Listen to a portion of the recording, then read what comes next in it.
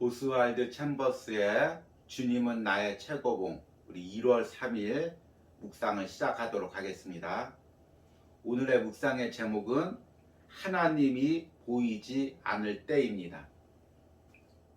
그럼 오늘의 말씀 같이 읽도록 하겠습니다.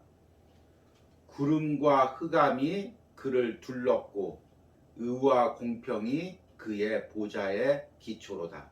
시편 97편 2절 말씀입니다. 오늘 말씀은 하나님이 어떤 분이시고 어떤 일을 하고 있는지를 찬양하는 시편입니다. 오늘 말씀은 짧은 구절이지만 이 짧은 구절 가운데 하나님이 어떤 분이신지를 너무나 잘 묘사하고 있습니다. 오늘 말씀에는 구름과 흑암이 하나님을 두르고 있다고 말하고 있습니다. 이 말씀은 출애굽 당시 이스라엘 백성들이 시내산에서 하나님의 임재를 경험한 모습을 떠오르게 합니다. 하나님은 시내산 가운데 구름 가운데 임재하셨고 또 이스라엘 백성들이 광야를 지나갈 때 구름 가운데 임재하셨습니다. 구약에서는 하나님의 임재 상징으로 구름이 자주 표현됩니다. 왜냐하면 하나님은 거룩한 분이시고 우리는 죄인이시기에 그 하나님을 직접 대면할 수 없기에 하나님은 구름 가운데 우리 가운데 임재하십니다. 그런데 오늘 말씀에는 구름과 함께 흑암이라는 단어가 나옵니다. 하나님의 임재 가운데 구름이 있는 건 당연한데 흑암이 있다는 것은 우리가 조금 의아할 수가 있습니다. 흑암은 실체를 가리는 역할을 합니다. 하나님이 흑암 속에 계시다는 것은 우리가 하나님을 온전히 뵐 수 없고 온전히 알 수 없다는 것입니다. 또한 그분이 행하시는 일도 우리가 온전히 알 수 없다는 것입니다.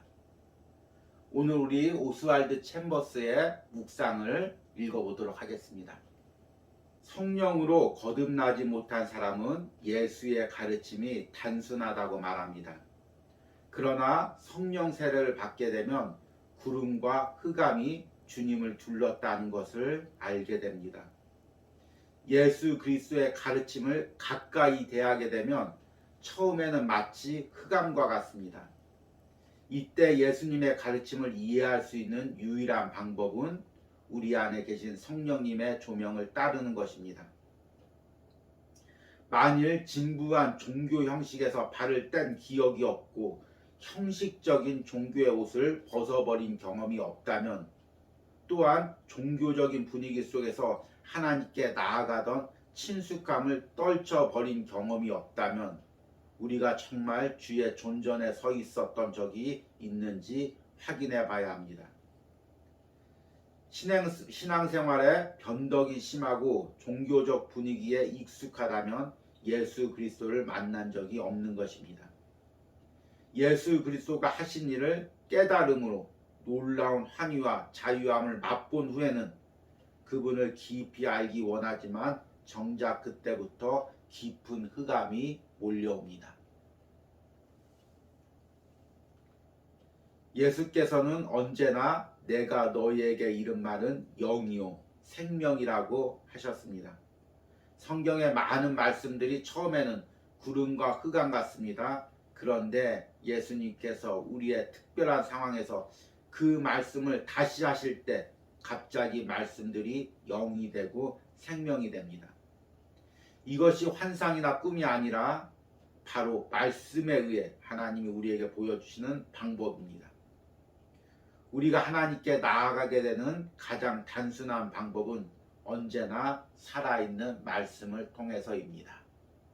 아멘. 많은 그리스도인들이 하나님을 완전히 알기를 원합니다. 또 어떤 종교 지도자들은 자신이 하나님을 완전하게 알려주겠다고 자신에게 오라고 이야기합니다.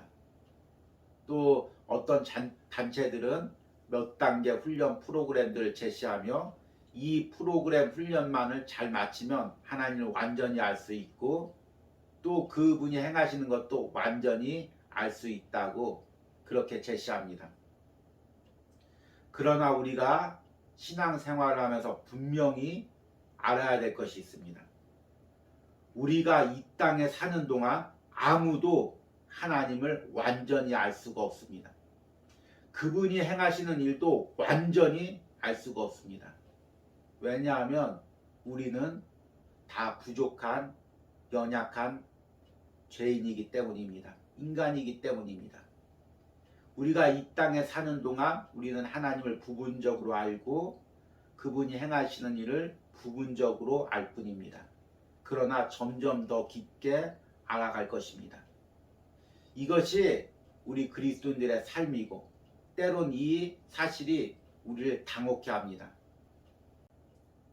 오스왈드 챔버스는 성령으로 거듭나지 못한 사람의 특징은 성경에 있는 예수님의 가르침을 접하고 예수님에 대해서 또 그 가르침에 대해서 다 안다고 착각하는 사람이라고 말합니다.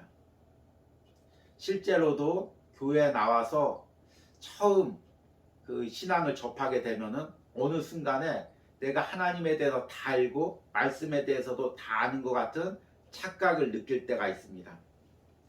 그러나 신앙의 깊이에 들어갈 때 우리는 하나님의 임재의 상징인 구름과 흑암 속으로 들어가게 됩니다. 구름과 흑암의 특징은 앞이 보이지 않는다는 것입니다. 이 부분을 오늘 묵상에서는 이렇게 고백합니다.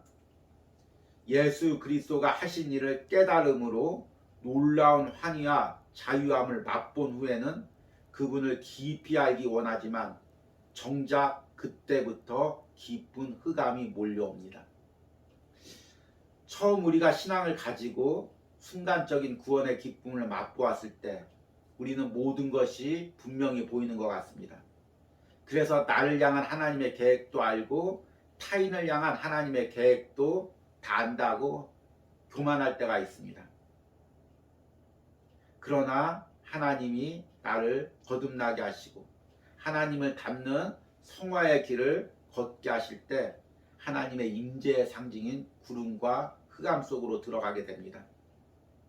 그리고 그 구름과 흑암 속에서 내가 하나님을 온전히 알지 못하고 하나님의 섭리도 온전히 이해하지 못했음을 깨닫게 되고 나를 낮추게 하시고 나를 깨트리게 하십니다. 그리고 그제서야 하나님을 인격적으로 더 깊이 만나고 그분을 조금씩 더 알아가게 됩니다. 이것을 인정하는 것이 사실은 어렵지만 사실은 이것을 인정할 때 하나님을 더 깊게 만나게 되는 것입니다. 저 역시 마찬가지입니다. 목회를 할 때 어떤 때는 주변 사람들이 성도들이 물어옵니다. 목사님 계획이 어떻게 되십니까? 올해 계획이 어떻게 되십니까? 앞으로 계획이 어떻게 되십니까? 그런데 때로는 내 인생의 계획도 내가 모를 때가 있습니다. 하나님이 나를 인도하시는 그 계획에 대해서 알지 못할 때가 있습니다.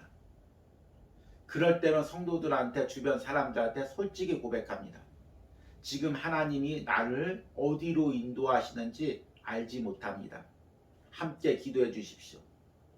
참 이 고백이 목회자로서 때로는 부끄러운 고백 같지만 이것이 하나님 앞에 진실한 고백이고 목회자가 아니라 그리스도인의 고백임을 깨닫게 됩니다.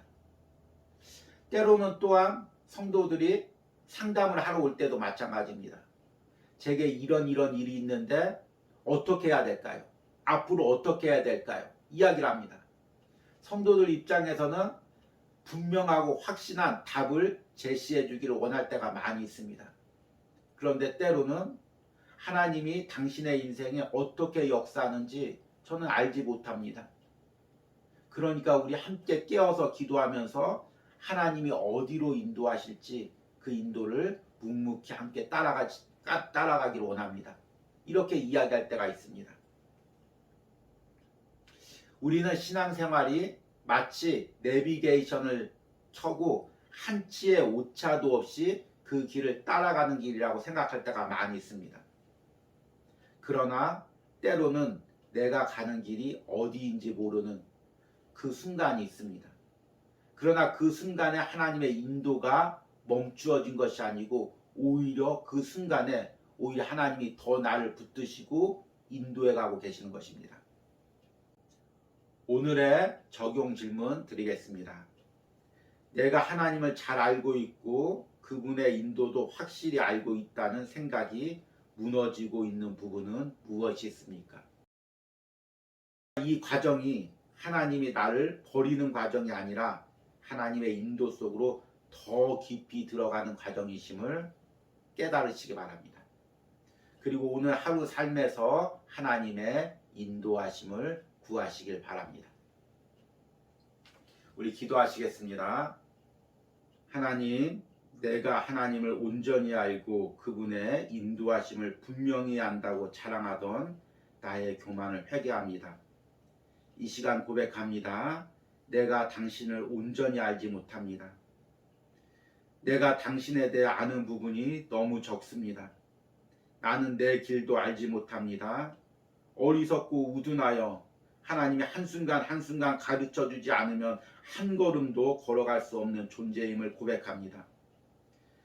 하나님, 지금 나는 구름과 흑암 속을 걸어가고 있습니다. 지금은 아무것도 보이지 않지만 이 길이 당신의 임재 속으로 들어가는 길임을 고백합니다. 당신과 동행하고 있는 길임을 고백합니다. 주님, 내가 길을 잃지 않도록 한 걸음 한 걸음 길을 보여주시고 인도하여 주시옵소서. 내가 겸손히 당신 앞에 무릎 꿇고 당신의 인도함을 따라갈 수 있도록 주님 나를 붙들어 주시옵소서.